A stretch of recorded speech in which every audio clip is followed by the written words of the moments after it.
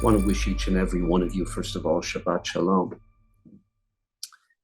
What we experienced over the course of the last 20 hours is nothing short of miraculous. And this is something that is really going to be the defining moment of our generation. And we're living through history right now. These are moments that our grandchildren, these are moments that in 200, 300, 400 years from now, the Jewish world will be speaking about. And what we'd like to do is, first and foremost, we're going to start with a briefing from General Nadav Padan to give us insights, things that people are not reading on their blogs, not reading in their news feeds. And then we have a number of questions for General Padan. As this operation, so to speak, Rise Like a Lion, a nation that rises like a lion, Am Kelavi Akum, this operation itself may be the defining moment of our generation. General Padan, please. So, good afternoon, everyone. First of all, we have to understand what we're facing. We're facing preemptive attack that try to prevent Iranian from getting nuclear weapons, from countries that declare that they're gonna destroy Israel and kill us all, from getting weapon of mass production. So that's what we're dealing with. And we are speaking about long-term preparation and readiness that took years. Some of the things are being developed for the last 30 and 20 years. And we all remember in 2012 that we tried to convince the US to attack the nuclear facility with different tools that we had those years, and the contexts were different, and we've been prevented from launching our strike, and by that prevent the Iranian from getting a nuclear weapon. The Iranian got to a situation that they almost there by all means. So when it comes to enriched material, they already had enough enriched material that enough to fit 9 bombs. So they were there, and we had no other option. We cannot allow ourselves to have Iranian or state like the Iranian have a nuclear weapon. And by the way, it's again, I'm saying it again and again and again, and we have to remember it. It's not an Israeli problem. It's a global problem. And it's a situation that unstabilized not only the Middle East, but the whole world. It will influence Europe and the US and the other superpower that in kind of relation with the Iran in the last few years. I'm speaking about the Russian and the Chinese. At the last few days, there were like a kind of a deceptive, brilliant and cover action that tried to hide the timing of the attack, and you can get to the understanding, and the Iranian got to the understanding because of the negotiation that running right now with the US and the meeting that's supposed to be next Sunday, nothing gonna happen.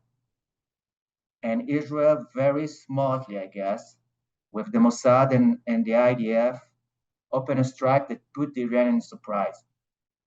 The strike started at 3 o'clock in the morning Israeli time, so it's running for the last 17 hours.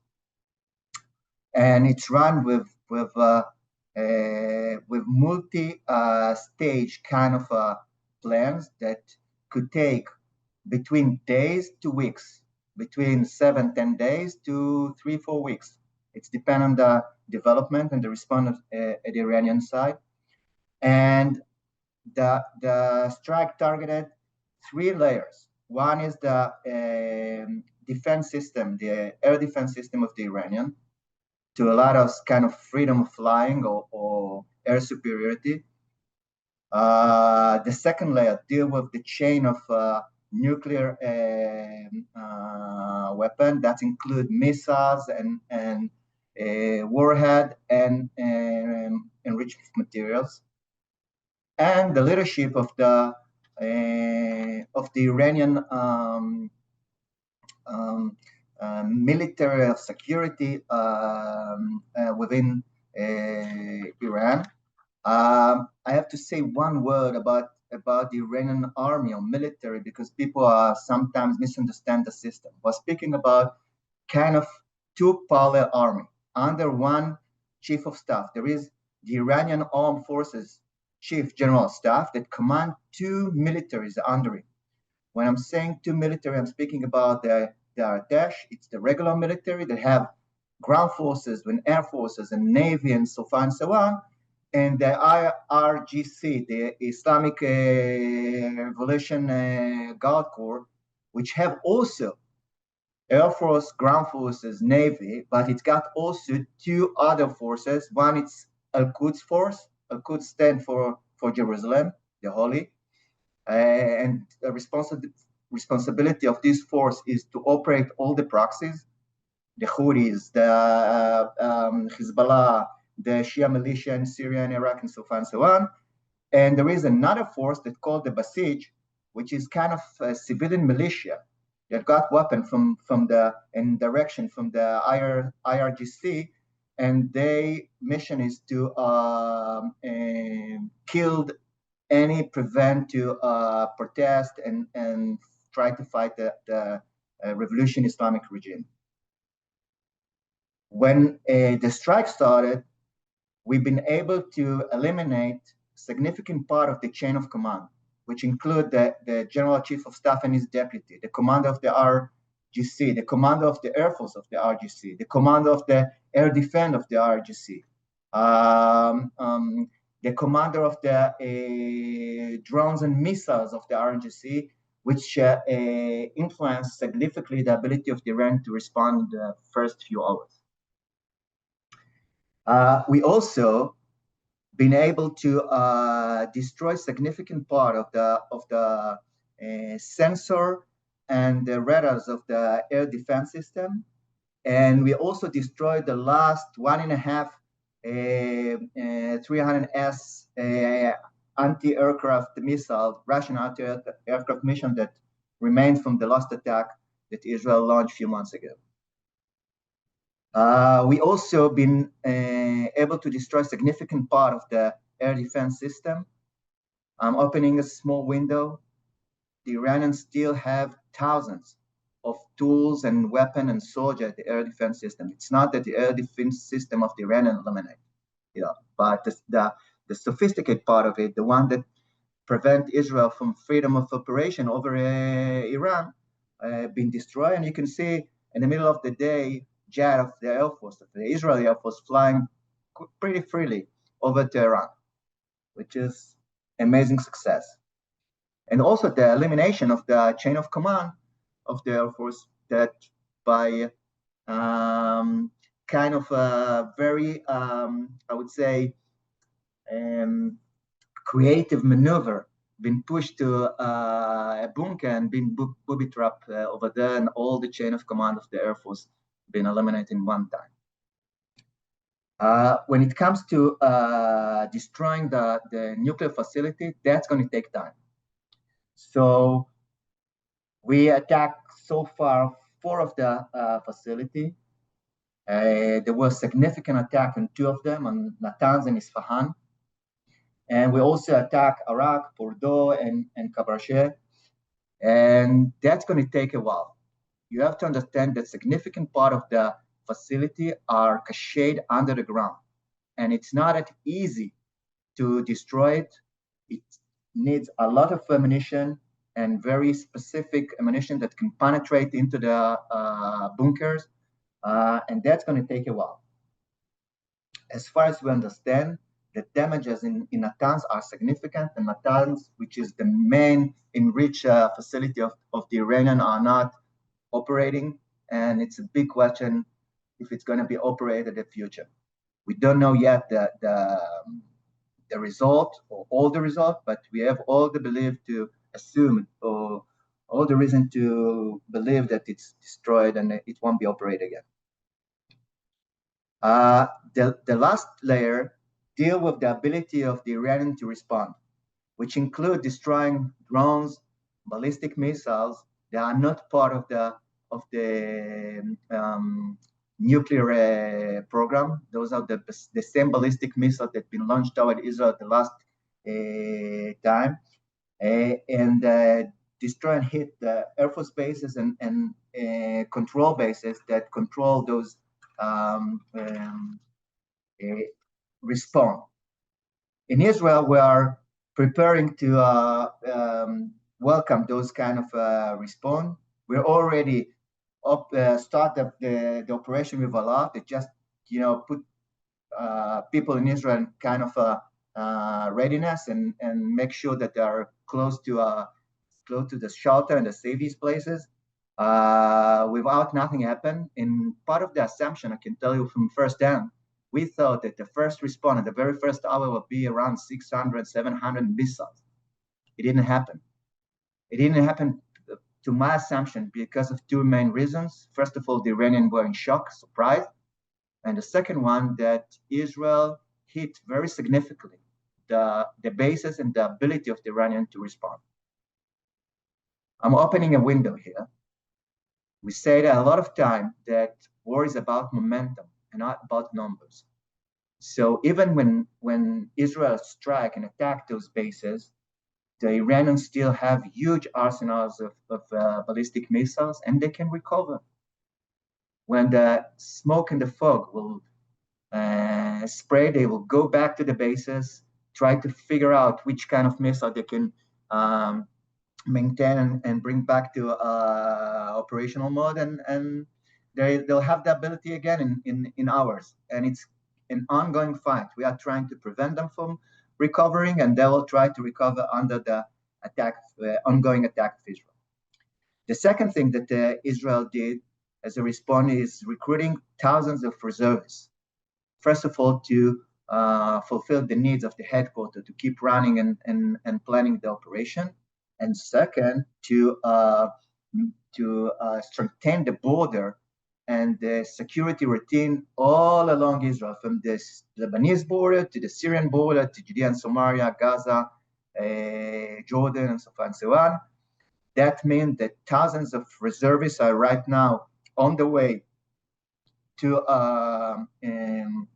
strengthen the border, and in a way we're going back to the place we've been at after October the 7th, that most of the reservists are under service and operating. And the third thing, that Israel is in a state of emergency, which means that most of the institutions, the schools, are closed. So we're speaking about reservists serving and the families that are staying at home close to a shelter without ability to left home, and kids that cannot go to school. And when we're speaking about operation stages and the continuance of this operation for the next few days, even weeks, we have to put this kind of understanding in the back of our head. When it comes to the strategic perspective of it, you could see that the U.S. supporting, but formally are not participating at the attack, which allow the U.S. play like a very sophisticated game. So in one hand, allow the Iranian to continue speaking to them and not launching direct strike on the American base at the Middle East. And in the other end, support the needs of Israel for ammunition and others that needed for the continuance of this operation. At the other end, the Iranian blamed the U.S. and Israel. You could, if you listen to the news at the Iranian side, you could see that they quite confused. It's not like the simple declaration and very organized declaration that came from the supreme leader that we saw at all over the years and all over the last months of this war. People speaks about war, but there is no formal declaration of war in the Iranian regime, for example. And I can give a lot of other examples, and the response to the U.S. are part of it. China and Russia are declaring or had kind of mild statements of condemnations, but nothing more than that. And you could see that the state of the region, mainly the one that are part of the coordination with the American CENTCOM, formally disconnect themselves from the operation. declare very mild declaration, like the Jordanian speaks about their responsibility to keep their airspace, and they're not part of it. Saudis, like the Russian, declare or publish kind of mild statement, and again speaks about freedom of operation. The only one that respond is Iraq.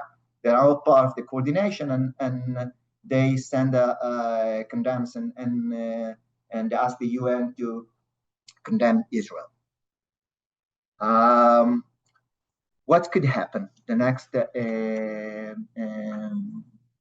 several weeks or days? First of all, we have to remember that, as has been mentioned, we targeted very specific targets. The Iranian still has a lot to lose. Israel has not yet targeted strategic assets such as oil rig, civilian industry, energy facility, governmental center, and so on and so on. So it's not that it's kind of all over now limited world. This operation is very limited and accurate to prevent the Iranian from having nuclear weapon. If the regime will fall, that's going to be a blast, but it's not a formal goal of this operation. So when the Iranians calculate their move, we have to remember that they still have a lot to lose. And now that Israel can fly over Iran very freely, or free as ever, they have to take those kind of understanding in their consideration. But yet they can launch missiles tracked out Israel. They already launched, tried to launch few missiles, didn't succeeded well, and they launched few dozens of drones that Israel intercept, all of them before they cross the border of Israel over Syria, over Lebanon, and at the Red Sea. They can also attack our representative all over the world. And because we eliminate leadership, that put our ambassadors, our representatives all over the world in kind of threat. And that thing took in our considerations. And they can also try to use their proxy. And therefore, Israel, for example, send messages to Syria, to Lebanon, and to others to make sure that they are not doing these mistakes. And also, the fact that we recruited those thousands of reservists is to welcome those kind of attempt to recruit group of terror in Judea and Samaria, or group of the Islamic Jihad and others that are not part of the ceasefire agreement in Lebanon. They can also do the mistake and attack directly American bases, which obviously going to lead the U.S. to be part of the attack, and that's going to be a huge mistake from the Iranian perspective. But they can do it. Some of them already declare it, but again, as I mentioned before, they are not that organized. So some of the declarations are not as formal and didn't go through the regular Iranian process, which is pretty organized in regular day. Israel definitely needs the support of the US for many reasons. Just to fly all the way over areas that under the CENTCOM control, you have to coordinate with the US. And not to speak about ammunition, about intelligence and other cooperation. And we should, and we are launching the missile defense system that's run by CENTCOM. It's also significant involvement of the US in this operation. And the soldiers, the men and women that serving, need our support. And into the game, we were having again another huge group of reservists, thousands of reservists that will need our support, our love, and our physical support on a daily basis during the service, before and after the service. And part of the discussion that started with the IDF and the MOD is what FIDF, as a friend of the IDF, could do to support and make sure that those thousands of reservists are keeping their spirit and their energy for the next challenges to come. And I'll stop with that. Steve, if there is Q&A or Thank you, General Padan. If we could go into some of the areas you spoke about. So it's reported that Iran has something to the effect of 2,000 ballistic missiles. Those missiles, if they take off, can reach Israel within 15 and a half minutes.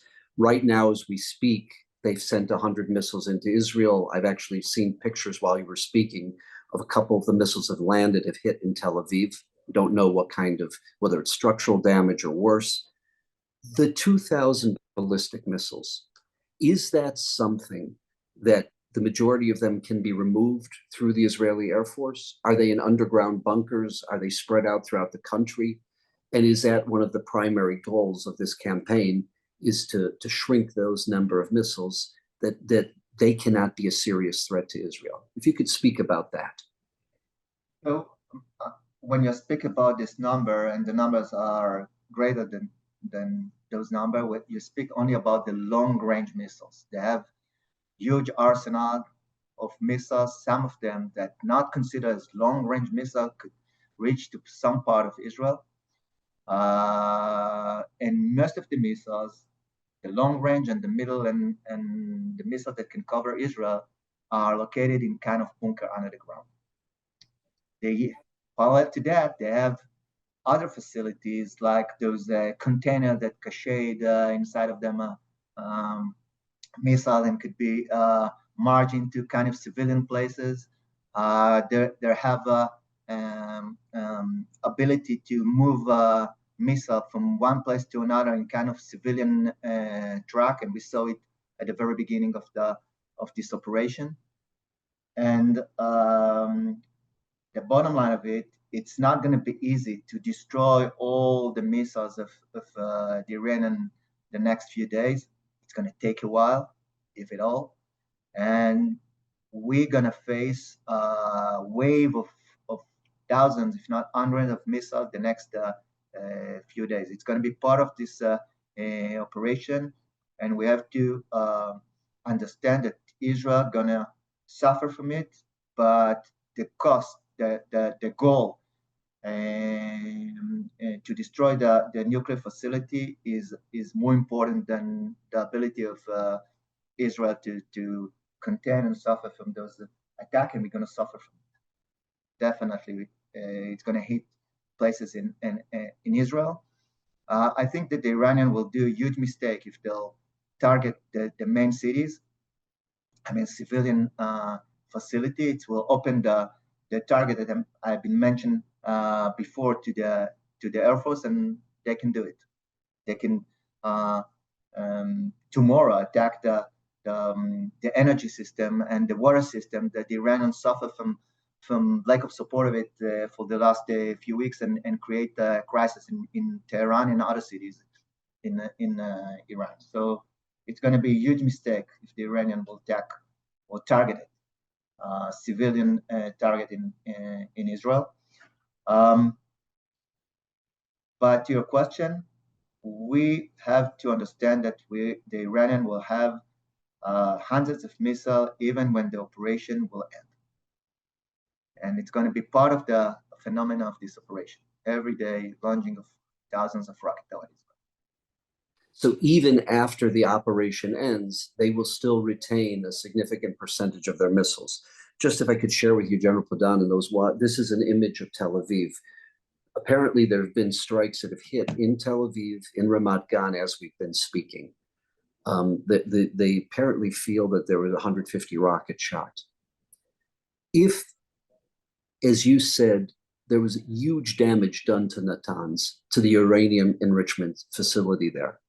As was reported, the plutonium enrichment facility in Iraq suffered huge damage. The question that we have for you is Fordo, Combs, which is under a mountain, which is not something that's particularly easy to remove. Israel does not have MOPs, massive ordnance penetrators, like America has, etc. Are you able to speak about what has happened at Fordo, what could happen in terms of being able to remove and destroy the enrichment facilities, the uranium enrichment facilities, as well as that 60% enrichment that's being stored there under that mountain? Can you elaborate a little bit about Fordo and the challenges? So it's not only Fordo, it's the Iranian dig themselves over the last few years and put most of their strategic asset under the ground to try to prevent Israel from attacking it. I don't know the result yet, honestly. Not in Natanz and not in Ispan. The only thing I know that the IDF published that there is significant damage to Natanz. They didn't speak about Isfahan yet. But you create damages by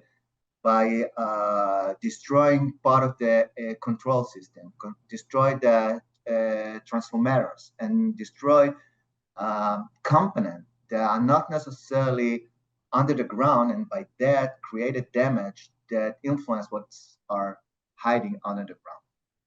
And you can block the part of the ability to get in and get out till we will have the right tools to get closer to the source or the seed of the problem that in some cases four stores even more under the ground. There's all kinds of speculation regarding the population in Iran, which obviously despises and hates the regime. Will this, in terms of intelligence sources, if this is a sustained attack, removing the strategic assets of Iran, their nuclear assets, their ballistic missile assets, etc., could you see that leading potentially to a revolution, to the population revolting on the one hand, and possibly many of the Iranian army forces, IRGC forces, potentially, abandoning their role defending the regime? So generally speaking, in Iran, there is over 80 million people. And the majority of them are not supporting the Islamic Revolution regime. The assumption speaks about 15, 17% of support that the local regime have. But very smartly, they created a system that prevent revolutions by dividing the army to two armies, like I mentioned before, by creating this passage troops that have no problem to shoot at the street. Just to remind you that since 2022, there is an ongoing protest that run in the cities in Iran. But when they're exaggerating the passage, these troops can get out of the street and shoot them. And in 2022, they killed over 3,000 students and civilians just to make sure that nobody will gather the street. So it's not that easy. They created a very strong system to block any attempt to launch revolutions by recruiting the leadership of the army, by getting to the street and starting like a student revolution, and the way it been developed and what got the name the Arab Spring. The Arab Spring kind of method have very hard time to happen in Tehran, but yeah, there is a lot of crack in this